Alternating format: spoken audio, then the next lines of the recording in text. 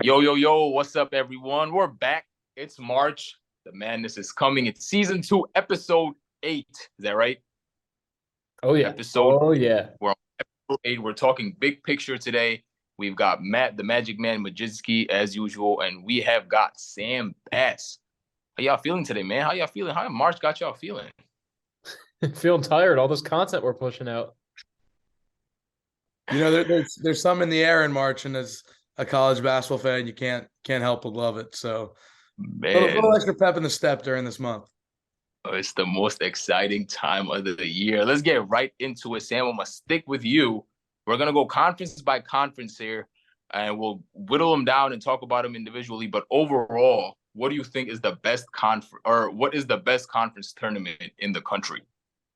Uh, they're all so good in their own ways. I mean, year by year it varies, but I think I'm gonna go ahead and take Matt Mlodzinski's answer here. What I think he's gonna say, and I'm gonna go Big East. Oh, a little You know, prediction with it. it's the same location every year. You got Madison Square Garden, the mecca of sports, historic teams going at it, and it's got a little bit of a different shape this year. Villanova's not really they're a contender. Don't get me wrong, but they're not as powerful as they usually are. Georgetown obviously is not very good this season, and they're historically pretty good. But I mean, that conference tournament, oh, it's the same, but it's different every year, and that's something magical always happens in Madison Square Garden. You gotta love it. It Matt, does he really have your? shows. Sorry to cut you off there too. I said, does he have your answer? Did he predict it right? Well, he kind of half did. I mean, I'll say that the Big East year to year usually is the best conference tournament to watch. It's the one that gets the most hype. But I also think that this year the Big Ten is kind of like in its own bracket. And the reason I say the Big Ten is because there's so many teams on the list of teams in the Big Ten that are on the bubble. You've got Wisconsin that could still get in with a couple of wins in the Big Ten tournament. You've got Penn State that if they lose in their first game, they might be out. If they win, that might be enough to get them in. You've got Michigan and Rutgers who are playing each other in their first game in the Big Ten tournament, and the loser of that might be out, and the winner of that might be in. They might still need another game. You've got seeding battles going on. I mean, teams seeded 3 through 9 were all like a game or two apart. It was crazy in the Big Ten this year. Anyone other than Indiana or Purdue, and even Indiana record-wise was kind of the same as a lot of those other teams. They just had a couple more in conference. They're all just fighting for these different seedings in the big dance. So I just think the Big Ten this year is just going to be that conference tournament that you have to pay attention to. I would have to agree with that. We're going to switch gears and whittle it down to some of these smaller tournaments. So we'll start with ACC, close to my heart. I went to Syracuse, but I don't know how that's looking for them. Who will win the ACC tournament, Matt? We'll stick with you. Yeah, I got to go with the hottest team right now, and that's Miami. I think Duke can give them a chance. Duke's been playing good as well, and I think Duke has the team.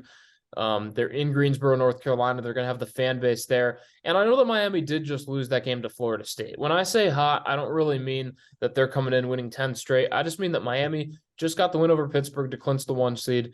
They've been playing the most consistent basketball in the ACC all year long. It's a conference where we really don't know who the best team truly is, but I think that Miami has the credentials to get it done.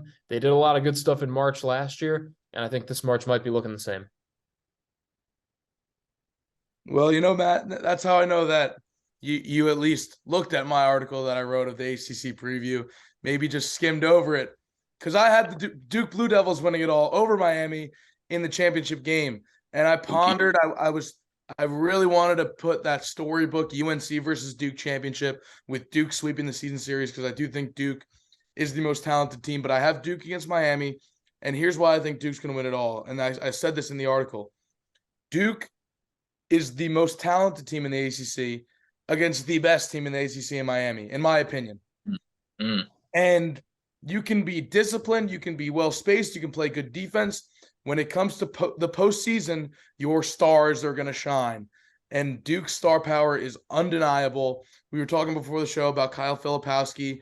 They have some other guys, Tyrese Proctor, even Jeremy Roach might come out of his shell this game. Who knows? But Duke star power is undeniable. And when the bright lights are shining, who's going to show up? It's going to be the stars. It's a game of stars. I agree. But hold on. If we're saying the game of stars, Miami has the biggest star in Isaiah Wong. You know, you could argue that too, Matt, because we were talking before the show as well. Did he win it because he was on the best team? I think so. I think that's the reason. He wasn't even a top 10 scorer in the league. But I mean, last year he was. I mean, we know what he's capable of. Miami is just that's not this year. This year. That's not this year. And I mean, I think we can both agree that the best player in the league is on a team that didn't even get a double bye. And we've been talking about this in our staff group chat. We've talked about it countless times. The ACC scoring and the best players aren't necessarily on the best teams. And I think that just Duke's star power, the fact that they do have the more guys who you can look to take a shot. I also think that people don't realize how good Duke is on the defensive end of the ball. Mm. They play suffocating defense, very press up on your guy. And Isaiah Wong's quick, but I don't know how well he's going to be able to get his shot, create his own shot in a championship setting. All right, you're on a roll, brother. So I'm gonna keep it with you. Who will win the Big East tournament? I got to go with my boys from Marquette. Ooh. Matt'll tell you. I've been with Marquette the whole way. We did a Matt's Madness in the middle of the season, given mid-season awards, and I gave Coach of the Year to Shaka Smart.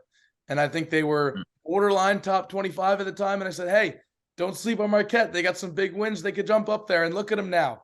So I can't hop off the train right now. I can't, because Shaka Smart's proved me right. I still think he deserves National Coach of the Year, and they've been incredible all season. It's undeniable. Sam, I'm gonna do this a little differently. I'll prove you wrong by using your own words. Semifinal matchup. Is it not going to be UConn versus Marquette most likely? Yeah. You could predict that. You could predict that, right? Okay. And I know that Marquette is the better team, right? Yeah. Where are we playing the Big East tournament? Where does the Big East tournament go on? It's the Mecca. It's New York City. It's New York City. One could argue that UConn runs New York City as much as any college basketball team out there. You're telling me that people from Wisconsin are going to travel there? I don't even know if they know what New York City is in Wisconsin. Hey, easy on the cheeseheads, easy. I don't know, man. I do think that on a true neutral site with Marquette is the better team. They've proven it all year long. But for UConn, at least, Madison Square Garden is not a true neutral site. If they play Marquette there, I think it's going to be 75 to 25 UConn fans. It's going to be that big of a difference. You're going to hear it in the crowd. That is a home game for the Huskies throughout the Big East tournament. The only exception could be if they play Villanova, which I believe wouldn't happen until the championship game. So we'll just have to see. I'm going with UConn, by the way. That's why I said that. I do think that UConn, they're playing well. They've won 9 of their last 11 games. And at full strength, as long as they're playing well, they have the best big man in the conference, and they have a guy, Donovan Clingan, that can back him up if he gets in foul trouble. Point guard play has been the issue, but they certainly have a great guard in Jordan Hawkins. And this isn't the NCAA tournament we're talking about. I still think UConn's a contender to make the Final Four, but in the Big East tournament, I think it's theirs this year.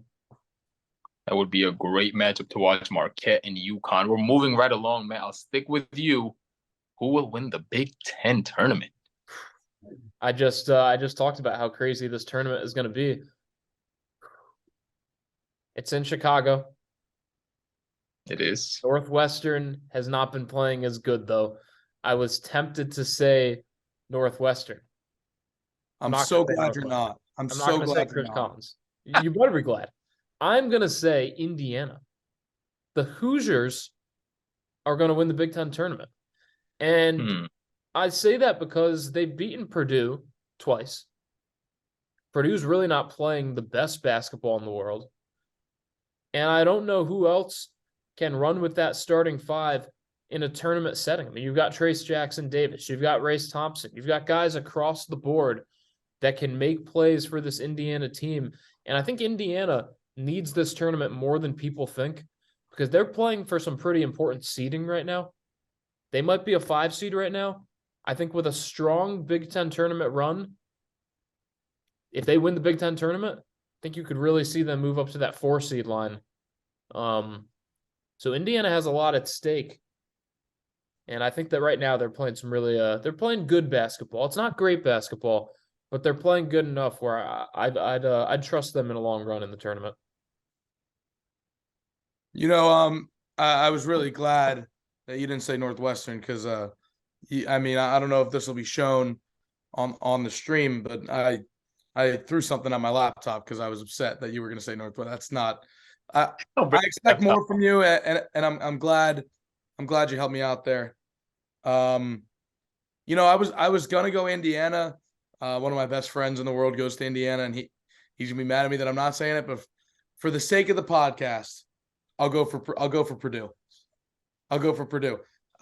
You can't deny Zach Edey, and you can't deny how good he is. And although Indiana does have Purdue's number, how hard is it to beat a team 3 times in a season, Matt? So when those two teams wind up matching up in the championship, if that's what you're going for, how likely is Indiana, one, not only to beat Purdue 3 times a season, but to limit the scoring of the best player in the country for a 3rd time? I just don't see that being possible. And for that reason, that's why I was hesitant to go Indiana at first. And you gave me another reason. The more I'm saying it out loud, I'm convincing myself I don't think it's particularly close. I think Purdue's got this one wrapped up. I think you bring up a good point there. I'm not rescinding my pick, but I do think that you bring up a good point. I think we can agree on this one at least. I think you would be out of your mind to pick anyone other than Purdue or Indiana to win the Big Ten tournament. Iowa was the only team I maybe would have considered, but they've been playing some of their worst basketball lately. And same as Northwestern. So I think it's just too tough with that. All right. Chugging right along. Big 12, man. We've got some big teams in the Big 12. Who do you think is going to come out on top in the end? Kansas. It's a joke. I mean, Kansas has done stuff all year long, every year for the past 2 decades. Yeah. I mean, just running through the Big 12. I know it's gotten a little bit more competitive lately with Baylor's national championship a few years ago. This year, how difficult the Big 12 is.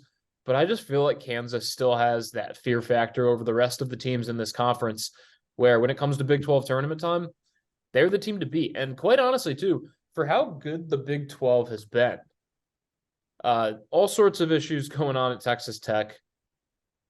Oklahoma State and West Virginia just aren't good enough to put together a run in the Big 12 tournament. TCU and Iowa State have been playing kind of bad lately. They were both up there where you could argue that they should be a 4 or a 5 seed. TCU, you still could say that, but Iowa State's dropped down a bit. So it's really, to me, between Baylor, Texas, and Kansas. And that's why I'm going Kansas. I mean, I just got to go with them. And then Oklahoma, way far down. Yeah, Sam. I mean, Matt, you bring up some good points, and you're right. It does run through Kansas, but I think I know I'm right. Let's slow down there. Let's slow down there. You are just not giving any credit to where credit's due. This conference has been a gauntlet all year, and the teams have been cannibalizing each other to the point where Kansas has 5 conference losses. Kansas has 5 conference. They lost 5 times in conference. They lost to TCU at home by double digits. So don't say it like it's just easy for Kansas and it's going to be a cakewalk, because they're going to have a tough time. You can make an argument for Texas. You can make an argument for Baylor. You can make an argument for Iowa State or TCU, who had played well at times in the season. I'm not saying that they're going to win because, as you mentioned, they're not playing great basketball. But I'm going to make an argument for Kansas State, who you failed to mention at all. I did fail to mention them. At all. And Kansas State is ranked in the top 15 in the country. Keontae Johnson's the best story in college basketball. That's some Disneyland storylines right there. If he plays against Kansas, a team that he beat in the regular season. It was an overtime game, and granted, it was at Kansas State, and then Kansas handled Kansas State at Allen Fieldhouse. But it's not impossible. We've seen Kansas State beat Kansas. Kansas State's my pick. Write it down. I'm sorry, R.L. Putterman. That's my pick. I have a feeling Matt has a rebuttal here. I'll let you go. I really don't. I did. You got me there. I did fail to mention Kansas State. I'm going off the dome here. It's tough for me to get this all situated. Yes. I will say this though. If we're staying in the state of Kansas and we're going to pick a team, it's pretty wild to pick Kansas State when you got Kansas right there. That's Good pretty point. wild. They don't call it March predictableness. They call it March Madness. Crazier things have happened, Matt Mlodzinski. Crazier things have happened. And you're right. I mean, I shouldn't be Kansas State is more than capable of winning the Big 12 tournament. But Kansas, maybe I need to go out there and think a little more. It just seems to me like it's the obvious pick, Kansas. And I will say I got a little fired up there, got a little animated. I love it. With that being said, it wasn't your pick that got me going. It was the fact that you just threw it out there like it was easy and it's an easy pick. Because it's not. Like this is the conference I looked at for the longest. Because it's the toughest conference. Yeah. It's the most loaded conference. How many bids? They're gonna get 8 bids, 7 bids. Like it's very, very difficult to win in this conference, and I don't think it's a cakewalk for Kansas. It's going to take a lot out of them to win the whole thing. Matt's been sipping that Ariel juice lately. I see. Kansas, easy money. Okay, moving on. Pac-12, Sam, I'll stick with you. Who's going to win it all? I'm going to give it to Arizona here. And I will admit before I make this pick, the Pac-12 is probably the Power 5 conference I watch the least. But, the most buzz I hear is Arizona. I know UCLA is ranked higher. Jaime Jaquez had a tremendous year.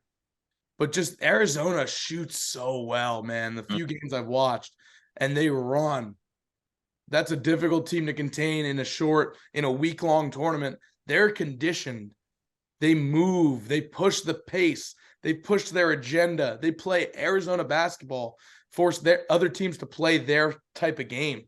It's really hard in a playoff setting to beat a team like that. UCLA, right before you go, Matt, UCLA 10 in a row, by the way, right now, currently. But go on. And it's funny because you sound like Bill Walton when you're talking about that. Arizona. Arizona, whatever you said. Going off of Talha, you kind of stole my thunder there. UCLA is going to win the Pac-12 tournament because they are playing as good as basketball as anyone in the country right now. I honestly might pick UCLA to win the whole damn thing. I'll be honest. Ooh. UCLA might be the winner of March Madness this year. They might get banner number 12. Let's write that in stone right now. Can you count the 12, Sam? Can you count the 12? You made some pretty bad picks. I don't know if you can do that. Let's see.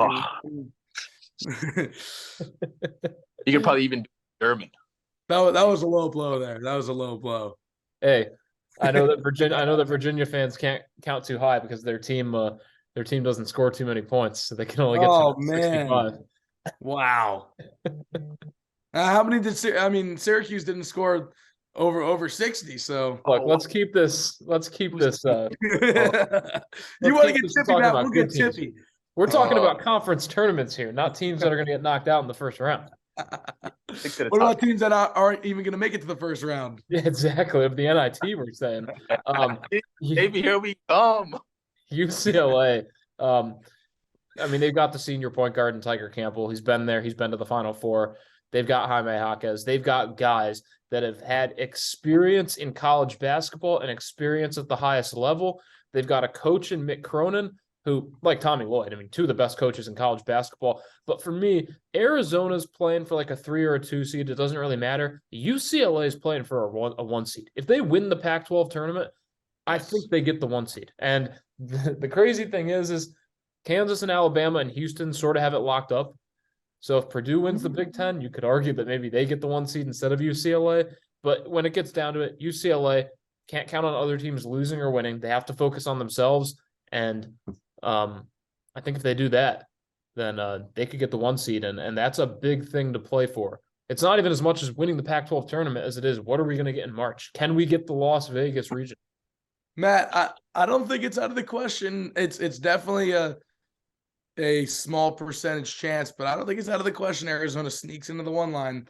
Some things go their way. Oh, wow. Not out of the question, but I would say it's less than like a 10% chance. Absolutely. Yeah. But they're still playing for it. Right. Arizona is a fun team to watch. We got one more, SEC. Matt, you know the question. Give me the answer. You ready for this? I don't know. I think we're on the same page here, Matt. From the look of your face, I think we're on the same page. It's going to be Really tough. Alabama is dealing with a lot right now. We don't need to get into it. I think we've touched on it before. Everyone knows the story about Alabama and how they're playing with things that are bigger than basketball.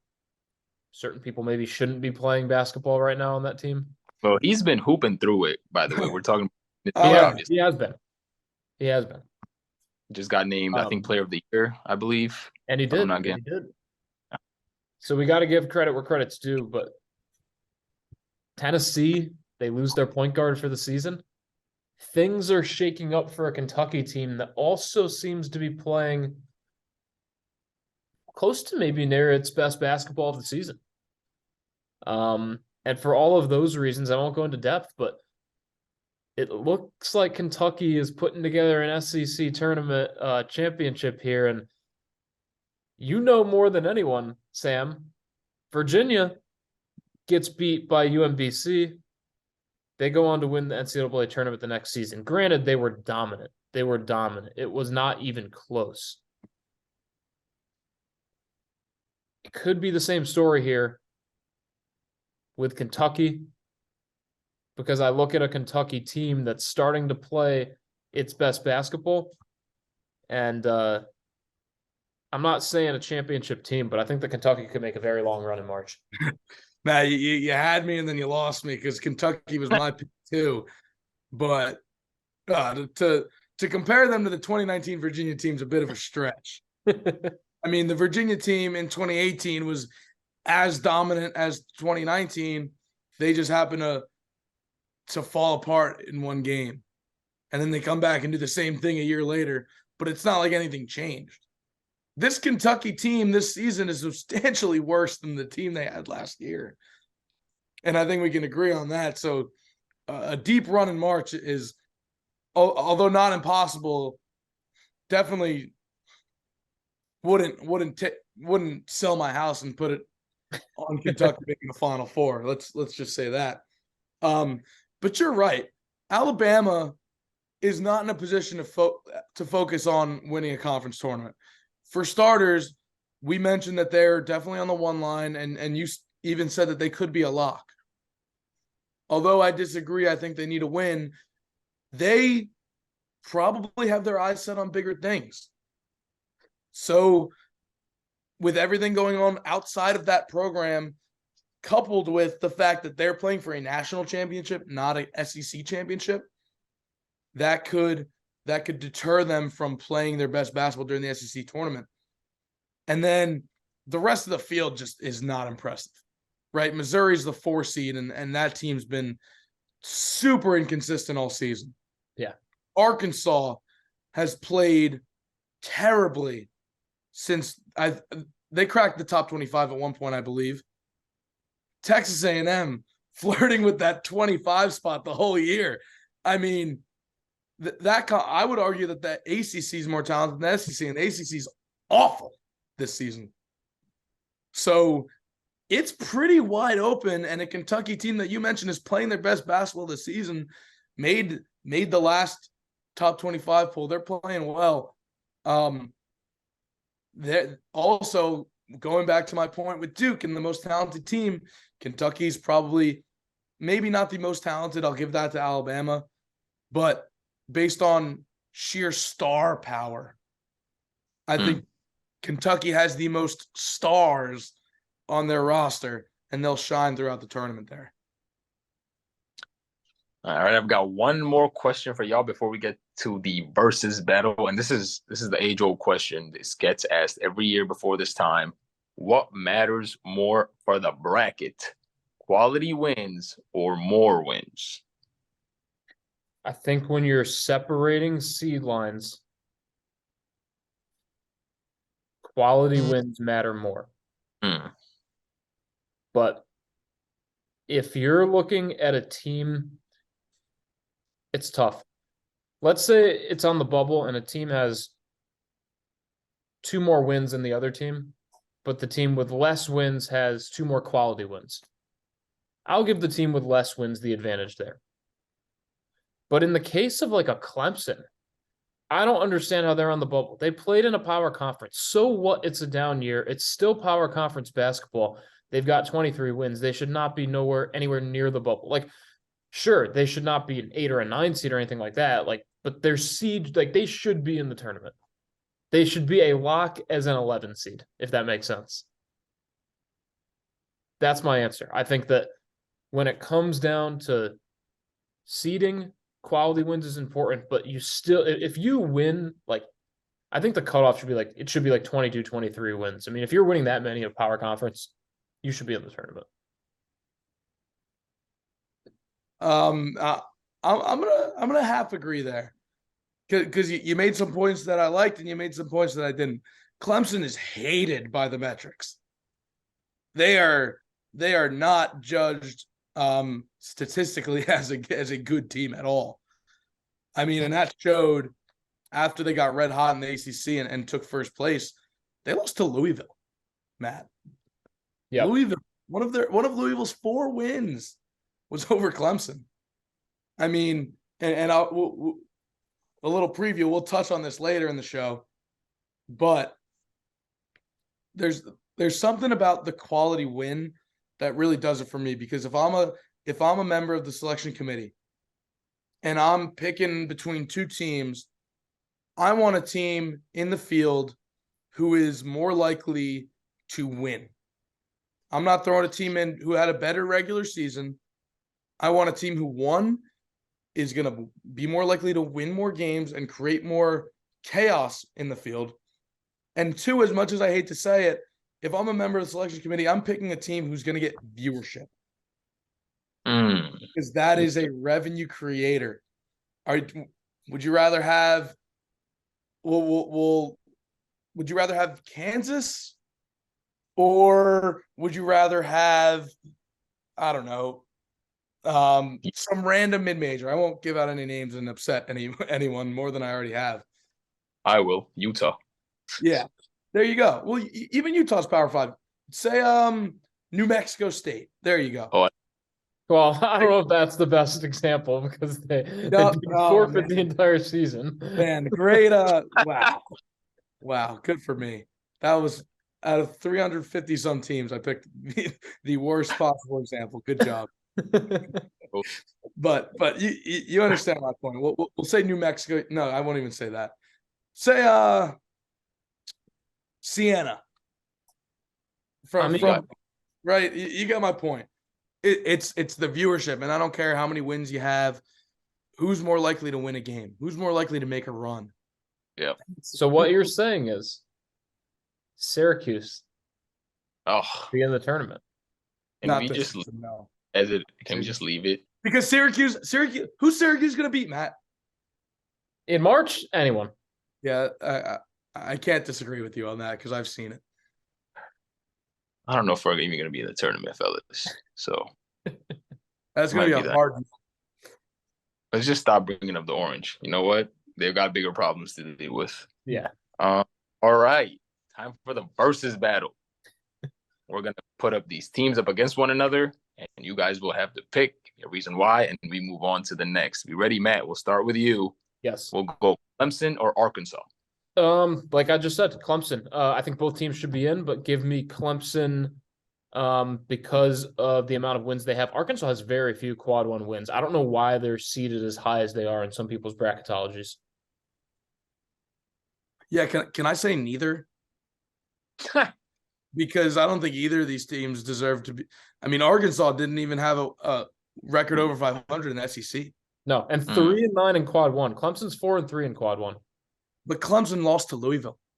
They did. And that one loss is throwing me off so much because that's a resume breaker. If I have to pick a team, I'm going Clemson because of what Matt said, the quad one records. But I think either of these teams are one and done. All right, so I want to say neither. So we're sort of agreeing there. Sam just doesn't care about either Clemson or Arkansas. So there you go. We'll stick with Sam. Utah State or Nevada. See, this was tough. I'm going Utah State because they finished above Nevada in the conference. Simple. Honestly, same here. I mean, they have a better net ranking. They've been playing better lately. The only thing Nevada has is more quad one wins, but Utah State just got a quad one win. I believe Nevada hasn't picked one up in a few weeks, and they're so close anyways that I'll go with the team that's been playing better against better teams. And it was over Boise State too, and Boise State's in the field. So I'll go Utah State. All right, rolling along, we got the Battle of the Blues, North Carolina or Penn State. Penn State. Ooh. I think, Sam, this will be interesting because I know you like the viewership battle here, but when it gets down to it, North Carolina is 1-9 in quad one games. So bad. The only defense in them is that they haven't lost a single quad 3 or 4 game, but the problem is neither has Penn State. So neither team has lost to anyone bad. North Carolina can't beat anyone good. Penn State has, and they've done so recently, especially over Maryland. Matt, and here's why I think you're wrong, and the viewership is a good point, but I won't even get into that.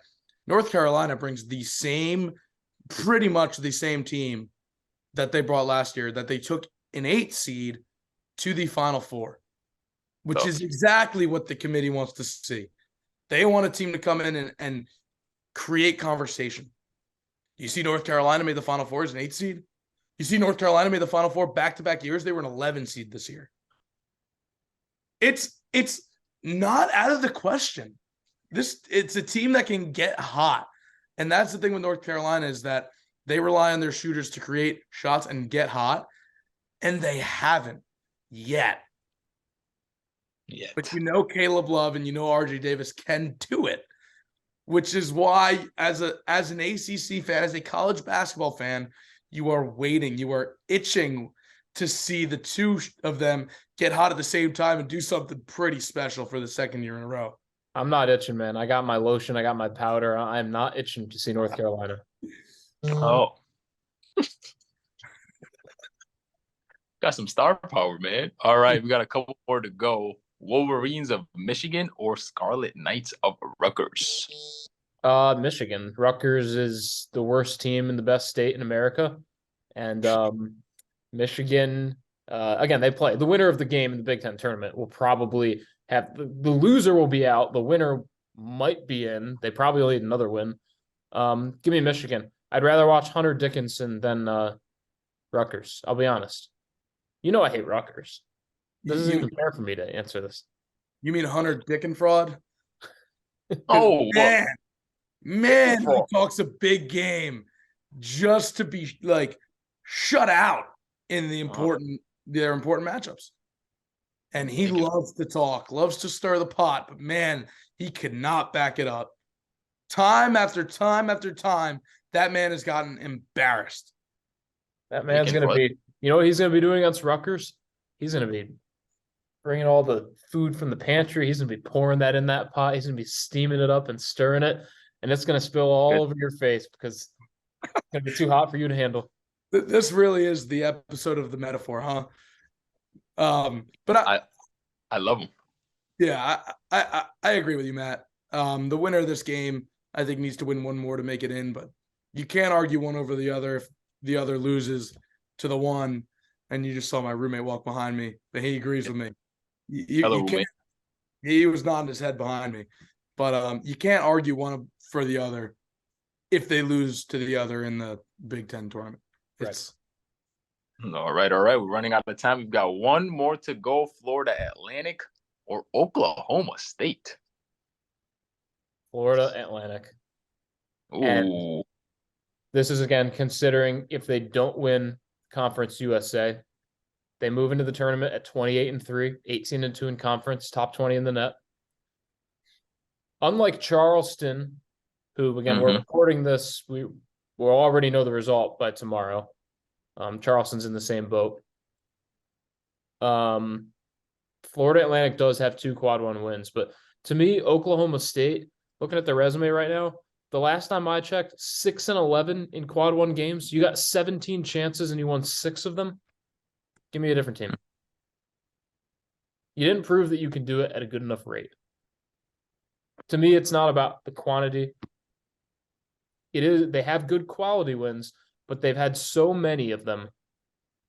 You've got to have a better percentage there. Because the good Big 12 teams that are in the tournament have gone at least something better, like 8 and 9. Like that's more respectable. It's okay. They can beat these teams half the time. Oklahoma State hasn't proven it. Yeah, going back to your point about quality or quantity wins, I think this is the case where quantity does win. Oklahoma State, although they can beat the teams, they haven't done it at a high clip, and it's especially, I mean, Florida Atlantic will probably get 30 wins this season, right? I mean, I'm not exactly sure how that conference tournament looks if they're gonna play 2 games before the championship, but they're gonna make the championship game. And if they lose, it's either 29 or 30 and 4. Mm-hmm. You can't keep them out of the field. That's an injustice. Yep. Simple as that. Injustice it is. Well, we're out of time. Great stuff today, fellas. I love the energy. Thanks for watching, everyone. You know where to go to follow CBB Review and Instagram it, Snapchat it, TikTok it, Twitter it, all that good stuff. And we will see you next time.